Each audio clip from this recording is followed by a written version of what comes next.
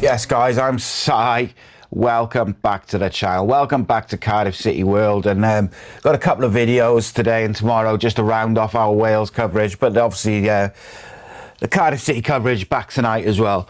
Right then, what a night. What a night. Not a night we're used to as Wales fans for sure, right? An absolute demolition job. 7 goals past the meanest defence in the group. And I mean, North Macedonia have conceded just 3 goals up to this point. And Wales have just dismantled them for 7. Craig Bellamy's Wales announced themselves tonight. Fast, aggressive, technical, brave, intelligent. The rotations, the tempo, the movement, everything that you want to see was there. So let's get into it. Here's 7 things we learned from Wales 7, North Macedonia 1, and trust me, this could have been 10. Number 1, a Bellamy masterclass. The mojo has been restored. I questioned yesterday, he needs to find his mojo. The first couple of games under his reign, we saw refreshing, innovative, just really, really good football that we weren't used to under Wales. A real different way of thinking. We saw a false 9 with Aaron Ramsey, and last night the false 9 returned. Fluid front 3, intelligent half spaces, pace in behind, no hesitation, no overthinking, no fear. North Macedonia came in with the best defensive record in the group, and Craig Bellamy absolutely solved them. Wales made over 600 passes with over 90% accuracy. But here's the difference between that and the earlier camps. Over 40% of Wales's passes were vertical or line breaking, not side to side, not safe, not predictable. Bellamy trusted the footballers he has. He built a structure to play to their strengths. So you had fast rotations, triangles everywhere, fullbacks inverting, fullbacks overlapping. It was the right decisions at the right time. Josh Sheenan wasn't left exposed, which meant he could do the things that he was good at, breaking play and recycling possession. Harry Wilson was free roaming. Brennan Johnson was finally unleashed, direct, pacey, decision making again was the main attribute. This was what Bellamy has talked about. This is what Bellamy has wanted to do, and this was Bellamy from those early Wales games. But this was an even better version of it. This was one of the truly great Wales performances. And, you know, rightly or wrongly, Bellamy's been criticised of late. So he has to take the credit for last night. He really does. And number 2, talking of people who've taken criticism, Liam Cullen, Josh Sheenan, both rightly taken a bit of criticism. But let's talk about that midfield, because honestly, they were outstanding. Josh Sheenan in that single pivot. And mate, look, he looked like he'd been doing it at international level for a decade. Completed over 94% of his passes, 7 duels, 4 interceptions, constantly scanning, constantly on the half turn, constantly recycling the ball, playing at a good tempo, keeping the tempo high. But it's because he was taking minimal touches. 1 to control, 1 to pass. 1 to control, 1 to pass. And on that, Liam Cullen, this manager loves him. He works hard, he wins a lot of second balls, recovers possession a lot. Now, there's been question marks about him on the ball. But what he did really, really well yesterday was take minimal touches, and he was the bounce pass, the 1-2. And if it did break down, he won it back quickly. Minimal touches, maximum impact. I was really happy for him, because I actually feel sorry for him, because he's playing out of position a lot of the time for Wales, but every time he just popped off a one-touch pass and the move accelerated. He picked up the tempo as the move progressed through the thirds. He let the technicians thrive around him, the pace around him thrive, and did his job nicely. So shout out to Josh Sheenan and Liam Cullen. Under a lot of pressure, and I'm sure there was a few eyebrows, including from myself, when that starting lineup came. Number 3, do Wales play better without a target man? When you look at Craig Bellamy's reign as a whole, you know, rightly, we haven't got the names of yesteryear. We all know them. Those first couple of games where Bellamy really surprised people, we didn't play with Kiefer Moore. It's only as the camps have gone on that we've kind of ended up playing a more traditional number 9 in more or Mark Harris. But actually, when you look at the Welsh sort of forwards, they play better with rotation. So do Wales play better with a false nine? And when you look at the evidence of last night, one-touch combinations, quick third-man runs, midfielders arriving in the box, Brennan Johnson stretching the pitch, Daniel James finding space to get in behind, Harry Wilson dropping in the half space, floating around everywhere, David Brooks linking everything together. This is what Wales look like when you build a system around the players you have available, rather than this is my system, you've got to play it. And it mirrored Bellamy's early games, but to a much better level. And our best football has come under him when we've been dynamic and fluid in the front line. No sort of old structured positions. It's been very forward thinking, very modern day. And tonight, or yesterday night, it really, really proved it. Wales played better when the attacking three are for a mobile, technical and constantly rotating. It's so difficult to mark, and it really came off again. Number 4, Nico Williams' off-the-ball intelligence is elite. Now listen, right? Nico Williams, people will think he's a wing-back, he's good, he can cross, he's good at getting forward, he's decent defensively, all those things. But this lad's football IQ is off the scale. And his off-the-ball positioning last night was absolutely superb. The decisions of when to invert and tuck in alongside Josh Sheenan, when to stay wide, when to underlap, when to link up off the striker and go forward himself, constantly created overloads in different areas. That moment in the first half where he read the move, inverted, he bursts into the box off a 1-2 and hits the post. That's intelligence. It's understanding where the space is. It's understanding where your team can overload the opposition in possession. But it's also understanding that if we lose the ball, do not leave Josh Sheenan exposed. Josh Sheenan needed support. When you've got Cullen and Wilson in the midfield with him, they're both very forward thinking. You need your fullbacks. And De Silva did it as well, tucking in and just making sure that if the play breaks down, you're not leaving that single pivot completely exposed.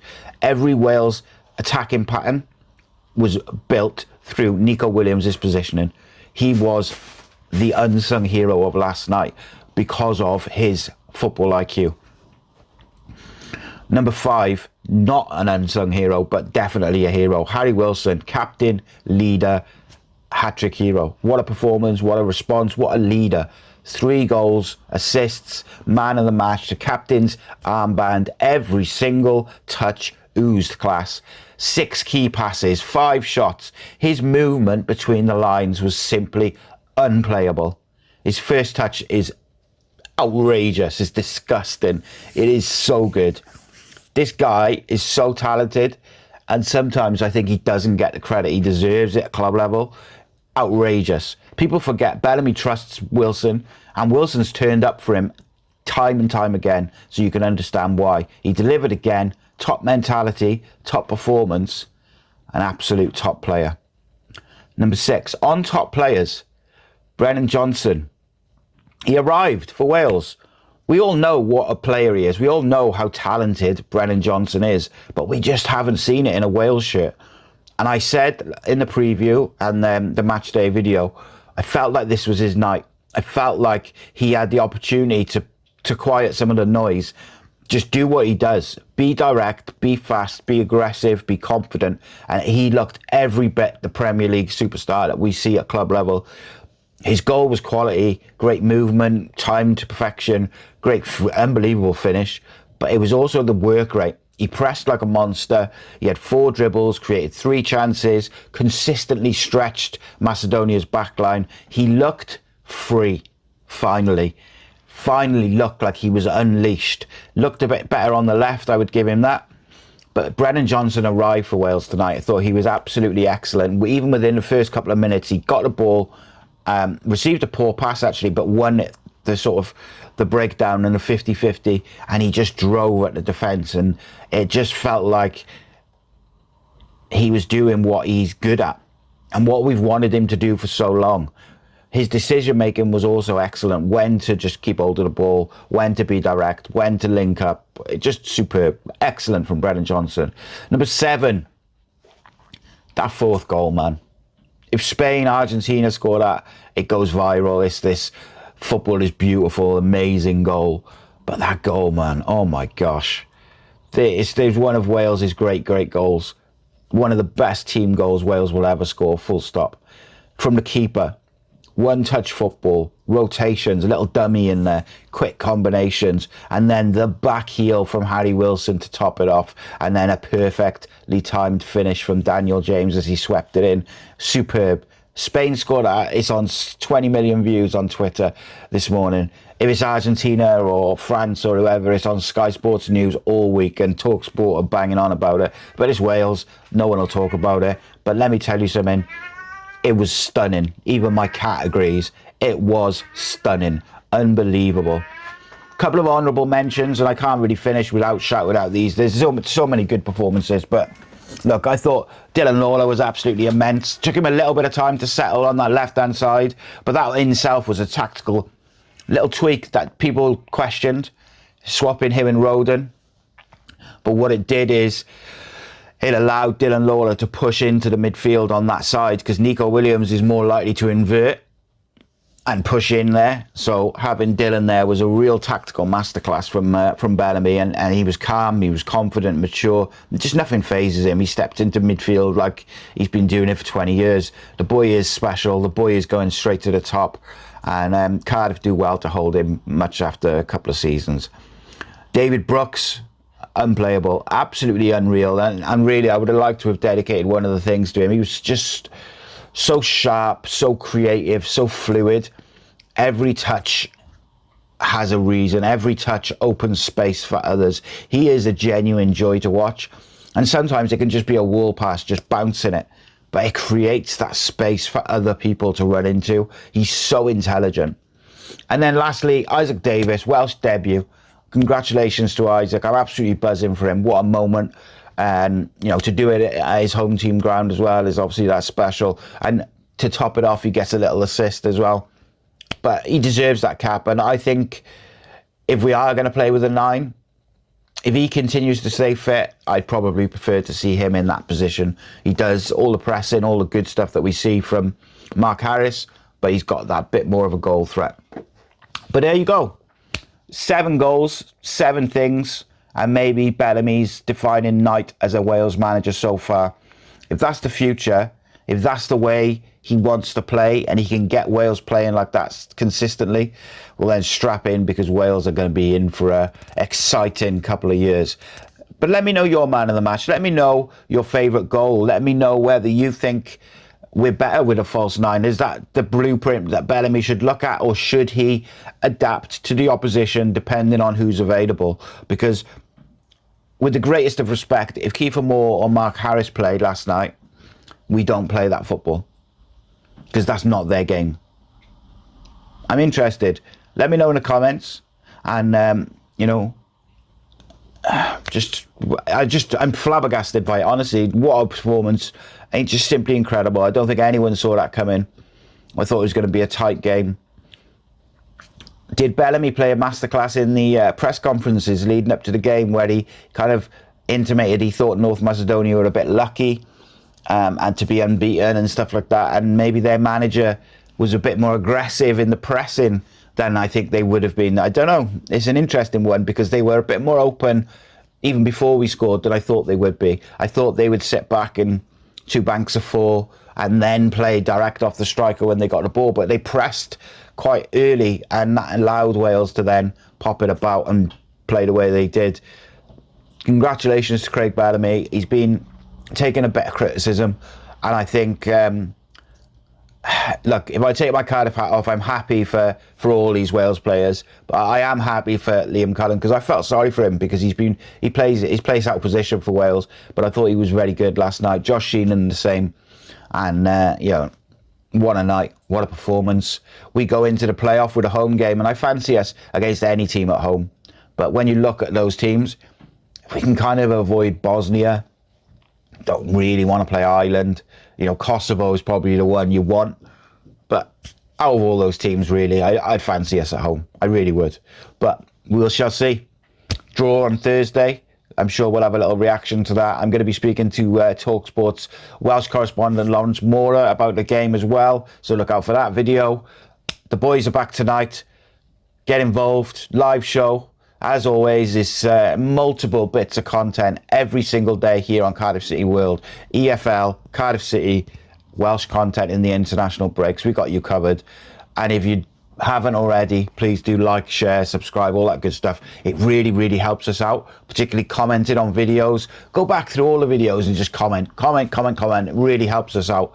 And if you're not a member, please do become a member, because those memberships, that's what allow us to create Inside the EFL, allow us to do content 7 days a week, allows us to put on live events. The memberships are the heartbeat of everything. You get, of course, a member show on a Monday, you get exclusive content, you get vlogs from inside the EFL and things like that. You'll get all sorts of bonus content, but ultimately for the price of coffee, you can keep this channel growing and building and going in the right direction as we are. We've got some real exciting stuff coming before Christmas. Thank you so much, as always. Keep the faith. Cymru am byrdd. Get in.